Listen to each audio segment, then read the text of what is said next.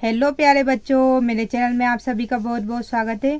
तो बच्चों, इस वीडियो में हम एमपी बोर्ड की कक्षा 7वीं है, हिंदी बुक है, जिसका पार्ट 1 है मेरी भावना। इसके क्वेश्चन आंसर हम इस वीडियो में सॉल्व करेंगे। तो चलिए बच्चों, वीडियो शुरू करते हैं। तो बच्चों, हम आते हैं पेज नंबर 2 पर, अभ्यास पर आते हैं। यहाँ दिए गए हैं बोध प्रश्न। तो पहला दिया है निम्नलिखित प्रश्नों के उत्तर लिखिए। तो यहाँ पे कुछ प्रश्न दिए गए हैं, इन्हें हमें इनके उत्तर लिखना है। तो का प्रश्न है, हमें जीवों के प्रति किस प्रकार की भावना रखनी चाहिए। तो चलिए बच्चों, इसका आंसर इस प्रकार लिखेंगे हम।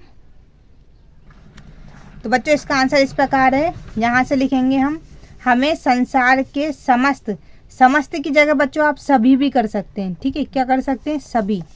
हमें संसार के सभी जीवों के प्रति मैत्री को बच्चों बोलते हैं मित्रता। ठीक है, आप चाहें तो इसमें इतना हटा सकते हैं। ठीक है, आप इसको ऐसा कर सकते हैं, हमें संसार के सभी जीवों के प्रति मित्रता की भावना रखनी चाहिए। असहाय यानी जिसका कोई सहारा ना हो। अनाथ किसे बोलते हैं बच्चों, जिसके माँ बाप नहीं होते हैं, उन्हें हम अनाथ बोलते हैं। दुखी जीवों के प्रति हमारे मन में दया, ममता और करुणा की भावना रहनी चाहिए। ठीक है, तो क्या हो जाएगा, हमें संसार के सभी जीवों के प्रति मित्रता की भावना रखनी चाहिए। असहाय, अनाथ, दुखी जीवों के प्रति हमारे मन में दया, ममता और करुणा की भावना रहनी चाहिए। अब देखिए बच्चों, प्रश्न क्रमांक ख है, फिर मेरी भावना कविता में कवि ने किन किन पर साम्य भाव रखने की बात कही है। तो इसका उत्तर है बच्चों, मेरी भावना कविता में कवि श्री जुगल किशोर जी ने दुष्ट, क्रूर और कुमार्ग पर चलने वाले मनुष्यों पर साम्य भाव रखने की बात कही गई है। ठीक है, कुमार यानी कि गलत मार्ग पर, दुष्ट जो मतलब दूसरों को दुख देते हैं वो दुष्ट कहलाते हैं, है ना। फिर प्रश्न ग है,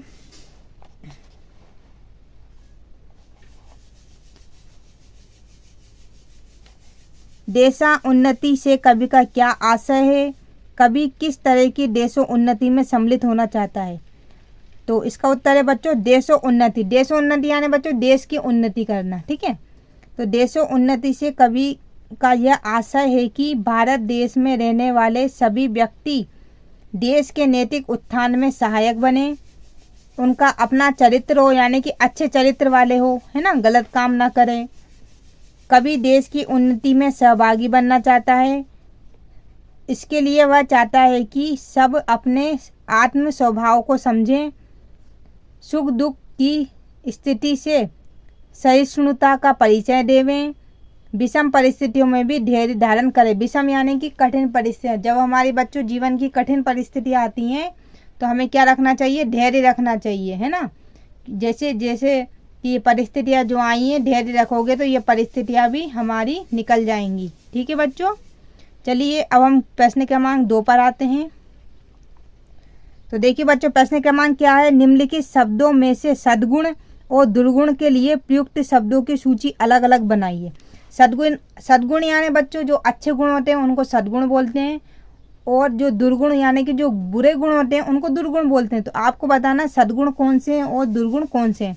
तो देखिए, अहंकार यानी बच्चों अभिमान होता है, घमंड, तो ये दुर्गुण है। क्रोध यानी गुस्सा, यह भी दुर्गुण है। ईर्ष्या यानी कि किसी से जलन की भावना, किसी से जलना या किसी में जलन की भावना होती है तो वो ईर्ष्या कहलाती है। उपकार यानी किसी पे हम उपकार करते हैं, किसी की मदद करते हैं, तो ये क्या हो जाएगा बच्चों, सद्गुण। क्रूर यानी कि बहुत ही मतलब जिसमें दया नहीं होती है, जिसके हृदय में दया नहीं होती है, वो क्रूर हो जाएगा। प्रेम यानी प्यार, ठीक है, तो ये सद्गुण हो जाएगा। मोह भी क्या हो जाएगा बच्चों, दुर्गुण हो जाएगा। वैसे मोह दो तरह से हो सकता है, सद्गुण भी हो सकता है, दुर्गुण भी हो सकता है। देखो, अगर किसी अच्छे काम का मोह हो तो वो सद्गुण में आ जाएगा, और अगर किसी बुरे काम का मोह हो, लोभ हो, लालच हो, तो फिर वो दुर्गुण में आ जाएगा। तो इस तरह से आप इसका आंसर लिख लीजिएगा, मैं आपको बताती हूँ। तो देखिए बच्चों, इस तरह का आंसर है, आप इसे नोट कर लीजिएगा। सद्गुण उपकार, प्रेम, मोह, और दुर्गुण अहंकार, क्रोध, ईर्ष्या और क्रूर। अब प्रश्न क्रमांक 3 है बच्चों, निम्नलिखित भाव जिस पंक्ति में आए हो उन पंक्तियों को लिखिए और सुनाइए। यानी कि जिस पंक्ति, जो कविता की जिस लाइन में ये भाव आए हो, ईर्ष्या, करुणा, लालच, कृतघ्न, ये पंक्तियां आपको लिखनी है और सुनानी है। तो देखिए बच्चों, जैसे कि ईर्ष्या, ईर्ष्या मैंने बताया दूसरों के प्रति जलन होना ईर्ष्या कहलाती है। तो देख दूसरों की बढ़ती को कभी ना ईर्ष्या भाव रखूं, यानी कि दूसरों की कोई चीज़ बढ़ती है, दूसरे लोग प्रगति करते हैं और हम उसके प्रति जलन का भाव नहीं रखें। ठीक है। करुणा, दीन दुखी जीवों पर डर से करुणा स्रोत बहे। ठीक है। फिर आगे बच्चों, लालच, अथवा कोई कैसा ही भय या लालच देने आए। कृतघ्न, हो नहीं कृतघ्न कभी में, द्रोह न मेरे उर आए। तो इस तरह से आप इसमें पंक्तियां लिख लीजिएगा। प्रश्न क्रमांक 4 है बच्चों, कविता का सार अपने शब्दों में लिखिए। सार यानी कि बच्चों जो कविता में जो क्या बताया गया है वो छोटा लिखना है और अपने शब्दों में आपको बताना है।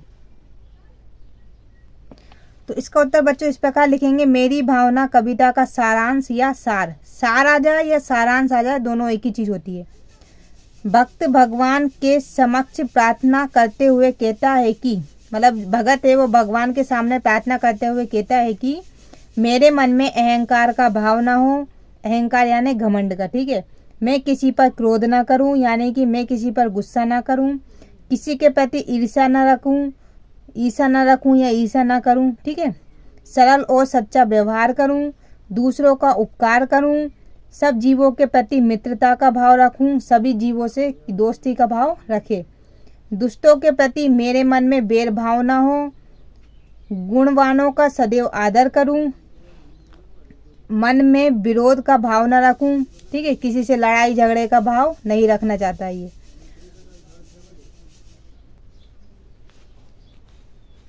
सदैव गुणग्राही बनकर रहूं, यानी कि सदैव गुणों को ग्रहण करता रहूं। गुणग्राही यानी ग्रहण करना, अच्छे अच्छे जो गुण हैं उनको ग्रहण करता रहूं। विषम परिस्थितियों में विचलित ना होऊं। विषम यानी कठिन परिस्थितियों में वह घबराना नहीं चाहता है। और न्याय मार्ग पर चलूं। ठीक है। सारे संसार में प्रेम पूर्वक वातावरण रहे, यानी कि सभी संसार में प्रेम से रहे सब लोग। कोई किसी के प्रति कठोरता का व्यवहार न करे। सभी व्यक्ति देश की उन्नति माने, मतलब सभी जाने कि देश उन्नति करेगा, उसमें ही हमारी उन्नति है। सुख दुख में क्षमता रखें। आप आत्म तत्व को पहचाने और जीवन का उद्धार करें। और फिर क्या जाता है, आत्म तत्व यानी कि जो आत्मा का मेन उद्देश्य क्या है उस पहचाने और अपने जीवन का उद्धार करें। ठीक है बच्चों। तो यह इस कविता का सारांश है। अब बच्चों हम पेज नंबर 3 पर आते हैं, भाषा अध्ययन पर। इसमें क्या दिया गया है, प्रश्न क्रमांक 1 में निम्नलिखित अशुद्ध शब्दों की वर्तनी शुद्ध करके लिखना है। ये अशुद्ध दिए गए हैं, इन्हें हमें सही लिखना है। मैं इन्हें यहाँ पे सही करके बताती हूँ। ईर्ष्या हम ऐसे लिखेंगे, ई पे बड़ी की मात्रा आएगी और रा पे र चढ़ेगा, य पे र चढ़ेगा। फिर ये आ गया स्त्रोत, ऐसे लिखेंगे। ठीक है। फिर क्या आया, दुर्जन, तो इसमें ना पे र नहीं चढ़ेगा, ज पे र चढ़ेगा, तो इसे हम इस प्रकार लिखेंगे, दुर्जन। ठीक है। फिर है परिणति, तो इसमें जो त की मात्रा है वो इस तरफ से आएगी, तो इसे हम किस तरह से लिखेंगे, परिणति। ठीक है। फिर है दृष्टि, दृष्टि नहीं होता, वो दृष्टि इस तरह से होता है, मतलब देखिए द बनाएंगे पहले बड़ा और फिर हल्का सा ये, और ये लिखा गया हमारा दृष्टि। तो इस तरह से आप ये जो गलत दिए हैं इनको आप सुधार के सही लिख सकते हो। फिर प्रश्न है बच्चों, तो चलो बच्चों ये वाली वीडियो मैं यही समाप्त करती हूँ क्योंकि वीडियो लॉन्ग हो जाएगी। इसका सेकंड पार्ट मैं जल्दी अपलोड करती हूँ।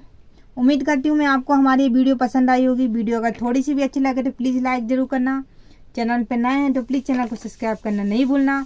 मिलते हैं नेक्स्ट वीडियो में, तब तक के लिए धन्यवाद।